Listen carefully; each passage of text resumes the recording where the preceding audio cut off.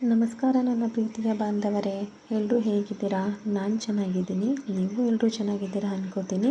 ಇವತ್ತು ನಾನು ಸಿಂಪಲ್ಲಾಗಿ ಟೇಸ್ಟಿಯಾಗಿ ಮೊಟ್ಟೆ ಸಾಂಬಾರನ್ನ ಹೇಗೆ ಮಾಡೋದು ಅಂತ ನಾನು ತೋರಿಸ್ತಾ ಇದ್ದೀನಿ. ನಾನು ನಮ್ಮನೇಲಿ ಮಾಡೋ ಥರ ತೋರಿಸ್ತಾ ಇದ್ದೀನಿ. ನೀವು ನಿಮ್ಮ ಮನೆಯಲ್ಲೆಲ್ಲ ಯಾವ ಥರ ಮಾಡ್ತೀರಾ ಅಂತ ಕಮೆಂಟ್ ಮಾಡಿ. ಆಮೇಲೆ ನಾನು ತೋರಿಸಿರೋ ಮೊಟ್ಟೆ ಸಾಂಬಾರನ್ನ ನೀವು ಒಂದು ಸರಿ ಮಾಡ್ಕೊಂಡು ನೋಡಿ, ತುಂಬಾ ರುಚಿಯಾಗಿರುತ್ತೆ. ಹೇಗೆ ಮಾಡೋದು ಅಂತ ನೋಡೋಣ ಬನ್ನಿ. ಇವಾಗ ನಾನು ಈರುಳ್ಳಿ ಬೆಳ್ಳುಳ್ಳಿನ ಹುರ್ಕೊಂಡಿದ್ದೀನಿ. ಸ್ವಲ್ಪ ಕಾಯಿ ತುರಿ, 1 ಕಟ್ ಕೊತ್ತಂಬರಿ ಸೊಪ್ಪು, 3 ಚಮಚ ಖಾರದ ಪುಡಿ, 2 ಚಮಚ ಧನಿಯಾ ಪುಡಿ, ಚಿಟಿಕೆ ಅರಿಶಿನ, 1 ಇಂಚ್ ಚಕ್ಕೆ, 2 ಲವಂಗ, 1 ಮೆಣಸಿನ್ಕಾಯಿ, 1 ಟೊಮೊಟೊನ ಹಾಕ್ಕೊಂಡಿದ್ದೀನಿ. ಇದೆಲ್ಲ ರುಬ್ಬಕ್ಕೆ ಹಾಕ್ಕೋಬೇಕು. ಮತ್ತು ಇವಾಗ ನಾವು ಒಗ್ಗರಣೆಗೆ ಏನೇನು ಹಾಕ್ತಾಯಿದ್ದೀವಿ ಅಂದರೆ ಅರ್ಧ ಈರುಳ್ಳಿ, ಅರ್ಧ ಟೊಮೊಟೊ, 1 ಮೆಣಸಿನ್ಕಾಯಿ.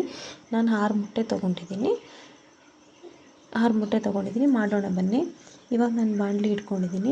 ನಾನು ಯಾವಾಗಲೂ ಮೊಟ್ಟೆ ಸಾರನ್ನ ಆಲ್ಮೋಸ್ಟ್ ನಾನು ಬಾಣಲಿನೇ ಮಾಡೋದು. ಯಾಕೆ ಅಂದರೆ ನಾವು ಬಾಣಲಿ ಮಾಡೋದ್ರಿಂದ ಮೊಟ್ಟೆ ಒಡೆಯೋಲ್ಲ. ಹಾಗಾಗಿ ನಾನು ಬಾಣಲಿ ಮಾಡೋದಕ್ಕೆ ಇಷ್ಟಪಡ್ತೀನಿ. ಪಾತ್ರೆಲಿ ಮಾಡೋದ್ರಿಂದ ಬೇಗ ಪುಡಿ ಆಗೋ ಚಾನ್ಸಸ್ ತುಂಬ ಇರುತ್ತೆ. ಬಾಣಲಿ ಮಾಡಿದ್ರೆ ನಾವು ಹೇಗೆ ಹೊಡೆದಾಕಿರ್ತೀವಿ ಅದೇ ಥರ ಮೊಟ್ಟೆ ಚೆನ್ನಾಗಿರುತ್ತೆ. ಹಾಗಾಗಿ ನಾನು ಬಾಣಲಿನೇ ಮಾಡ್ತಾಯಿದ್ದೀನಿ. ಮತ್ತು ವೀಡಿಯೋಸ್ನ ನಾನು ಸ್ವಲ್ಪ ಲೇಟಾಗಿ ಅಪ್ಲೋಡ್ ಮಾಡ್ತಾಯಿದ್ದೀನಿ. ಮನೇಲಿ ಸ್ವಲ್ಪ ಪ್ರಾಬ್ಲಮ್ ಆಗಿತ್ತು.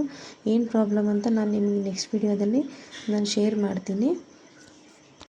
ನೋಡಿ, ಇವಾಗ ಎಣ್ಣೆ ಕಾದಿದೆ. ಇವಾಗ ನಾನು ಹೆಚ್ಚಿಟ್ಟಿರೋ ಈರುಳ್ಳಿ ಮತ್ತು ಟೊಮೊಟೊ, 1 ಮೆಣಸಿನ್ಕಾಯಿನ ಒಗ್ಗರಣೆಗೆ ಹಾಕ್ಕೋತಾ ಇದ್ದೀನಿ. ಮತ್ತು ಇದು ಒಗ್ಗರಣೆ ಹಾಕಿರೋದು ಜಾಸ್ತಿ ಬೇಯಬಾರ್ದು, ಹಾಗೆ ಲೈಟಾಗಿ ಫ್ರೈ ಆದರೆ ಸಾಕು. ಇವಾಗ ನಾನು ಇದನ್ನು ಫ್ರೈ ಮಾಡೋಕ್ಕೆ ಬಿಟ್ಟು ನಾನು ಖಾರ ರುಬ್ಕೋತಾ ಇದ್ದೀನಿ. ಇವಾಗ ರುಬ್ಬಿರೋ ಖಾರನ ಅದಕ್ಕೆ ಹಾಕ್ತಾಯಿದ್ದೀನಿ. ಮತ್ತು ಇನ್ನೊಂದು ಜಾರಲ್ಲಿ ಸ್ವಲ್ಪ ನೀರಿರುತ್ತೆ, ಆ ನೀರನ್ನು ಮಾತ್ರ ಹಾಕಿ ಸ್ವಲ್ಪ 5 ನಿಮಿಷ ಇದು ಚೆನ್ನಾಗಿ ಎಣ್ಣೆಲಿ ಕಂದಿದ ಮೇಲೆ ಆಮೇಲೆ ಅದಕ್ಕೆ ಉಪ್ಪು ಹಾಕ್ಬಿಟ್ಟು ಮತ್ತು ನೀರು ಹಾಕಬೇಕು. ಅಲ್ಲಿವರೆಗೂ ಇವಾಗ ಹಾಗೆ ಫ್ರೈ ಮಾಡಿ, ನೀರು ಹಾಕಬಾರ್ದು. 3 ನಿಮಿಷನಾದ್ರು ಇದೇ ಥರ ಫ್ರೈ ಮಾಡಿ. ಅದು ಹಸಿ ವಾಸನೆ ಎಲ್ಲ ಹೋಗುತ್ತೆ. ತುಂಬಾ ಟೇಸ್ಟಿಯಾಗಿರುತ್ತೆ. ಬೇಕಾದರೆ ನೀವು ಒಂದ್ಸರಿ ಮಾಡಿ ನೋಡಿ, ನೀವೇ ಹೇಳ್ತೀರಾ. ಆಮೇಲೆ ಉಪ್ಪು ಹಾಕ್ತಾಯಿದ್ದೀನಿ ನೋಡಿ. ಇವಾಗ ನಾನು ಉಪ್ಪು ಹಾಕ್ಬಿಟ್ಟು ಆಮೇಲೆ ನಾನು ನೀರು ಹಾಕ್ತೀನಿ. ಮತ್ತು ಮೊಟ್ಟೆ ಸಾರನ್ನ ಸ್ವಲ್ಪ ತೆಳುವಾಗೇ ಮಾಡಬೇಕು. ಯಾಕಂದರೆ ಆಮೇಲೆ ನಾವು ಮೊಟ್ಟೆ ಹೊಡೆದಾಕಿದ ತಕ್ಷಣ ಸಾಂಬಾರು ಗಟ್ಟಿಯಾಗುತ್ತೆ.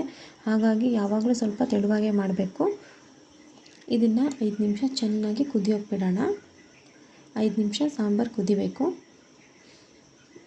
ಮತ್ತು ನಿಮ್ಮ ಮನೇಲೆಲ್ಲ ಯಾವ್ಯಾವ ಥರ ಮಾಡ್ತೀರಾ ಅಂತ ನಂಗೆ ಕಮೆಂಟ್ ಮಾಡಿ. ನಾನು ನಮ್ಮ ಮನೇಲಿ ಮಾಡೋ ಥರ ತೋರಿಸ್ತಾ ಇದ್ದೀನಿ ನೋಡಿ. ಇವಾಗ ಕುದೀತಾ ಇದೆ ಸಾಂಬಾರು. ನೋಡಿ ಯಾವ ಥರ ಕುದೀತಾರೆ. ಈ ಥರ ಕುದಿಯುವಾಗ ನಾವು ಮೊಟ್ಟೆನ ಹೊಡೆದಾಕಬೇಕು. ಮೊಟ್ಟೆ ಯಾವ ಥರ ಹೊಡೆದಾಕಬೇಕು ಅಂದರೆ ಒಬ್ಬೊಬ್ಬರು ಒಂದೊಂದು ಥರ ಮೊಟ್ಟೆನ ಹೊಡಿತಾರೆ. ಬಟ್ ನಾನು ಆಗಲ್ಲ, ಡೈರೆಕ್ಟಾಗಿ ನಾನು ಮೊಟ್ಟೆ ಅದಕ್ಕೆ ಹೊಡೆದಾಕ್ತೀನಿ. ಕೆಲವ್ರು ಲೋಟಕ್ಕೆಲ್ಲ ಹಾಕ್ಕೊಂಡು ನಿಧಾನಕ್ಕೆ ಹಾಕ್ತಾರೆ. ಬಟ್ ನಾನು ಹಂಗೆ ಮಾಡಲ್ಲ. ಯಾವತ್ತು ಮೊಟ್ಟೆನ ಒಂದೇ ಕಡೆ ಎಲ್ಲ ಮೊಟ್ಟೆನೂ ಹೊಡಿಬಾರ್ದು. ಒಂದು ಜಾಗದಲ್ಲಿ ಹೊಡೆದಿರೋ ಮೊಟ್ಟೆನ ಮತ್ತು ಇನ್ನೊಂದು ಜಾಗದಲ್ಲಿ ಬೇರೆ ಮೊಟ್ಟೆ ಇನ್ನೊಂದು ಜಾಗದಲ್ಲಿ ಹೊಡಿಬೇಕು. ಒಂದೇ ಜಾಗದಲ್ಲಿ ಎಲ್ಲ ಮೊಟ್ಟೆನೂ ಹೊಡೆದಾಕಬಾರ್ದು. ನೋಡಿ, ಪಕ್ಕದಲ್ಲೇ ಮೊಟ್ಟೆ ಹೊಡೆದಾಕಿದ್ರೆ ಮೊಟ್ಟೆ ತುಂಬಾ ಚೆನ್ನಾಗಿ ಬರುತ್ತೆ, ನೀಟಾಗಿರುತ್ತೆ, ತಿನ್ನೋಕ್ಕೂ ತುಂಬಾ ಚೆನ್ನಾಗಿರುತ್ತೆ. ನೋಡಿ, ನಾನು ಈ ಥರ ಫುಲ್ಲು ಎಲ್ಲ ಮೊಟ್ಟೆ ಹೊಡೆದಾಕಿದ್ಮೇಲೆ ಗ್ಯಾಸ್ನ ಲೋ ಫ್ಲೇಮಲ್ಲಿ ಮಾಡಬೇಕು. ಯಾವುದೇ ಕಾರಣಕ್ಕೂ ಗ್ಯಾಸ್ನ ಜಾಸ್ತಿ ಮಾಡಬಾರ್ದು. ಜಾಸ್ತಿ ಇರೋದ್ರಿಂದ ಏನಾಗ್ಬಿಡುತ್ತೆ ಅಂದರೆ ಮೊಟ್ಟೆ ತಳ ಹತ್ತಿಬಿಡುತ್ತೆ ಬಾಣಲಿಲಿ. ಹಾಗಾಗಿ ಲೋ ಫ್ಲೇಮಲ್ಲಿ ಒಂದು 5 ನಿಮಿಷ ತಟ್ಟೆ ಮುಚ್ಚಿಬಿಟ್ಬಿಟ್ರೆ ಆಮೇಲೆ 5 ನಿಮಿಷ ಆದ ನಂತರ ಮೊಟ್ಟೆ ಸಾರು ರೆಡಿಯಾಗಿರುತ್ತೆ. ಬೇಕಾದರೆ ಈ ಥರ ಒಂದು ಮೆಥಡ್ ಮಾಡಿ ನೋಡಿ, ನಿಜವಾಗ್ಲೂ ನಿಮ್ಗೆ ತುಂಬಾ ಇಷ್ಟ ಆಗುತ್ತೆ. ನೋಡಿ, ಈ ಥರ ಲಾಸ್ಟ್ ಫೈನಲ್ ಬಂದಿದೆ. ಒಂದ್ಸರಿ ಖಂಡಿತ ಈ ಥರ ಟ್ರೈ ಮಾಡಿ.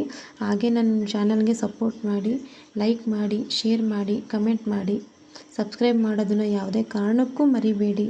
ಪ್ಲೀಸ್ ನನಗೆ ಎಲ್ಲರೂ ಸಪೋರ್ಟ್ ಮಾಡಿ. ನನ್ನ ವೀಡಿಯೋಸ್ಗಾಗಲಿ ನನಗಾಗಲಿ ತುಂಬ ಧನ್ಯವಾದಗಳು.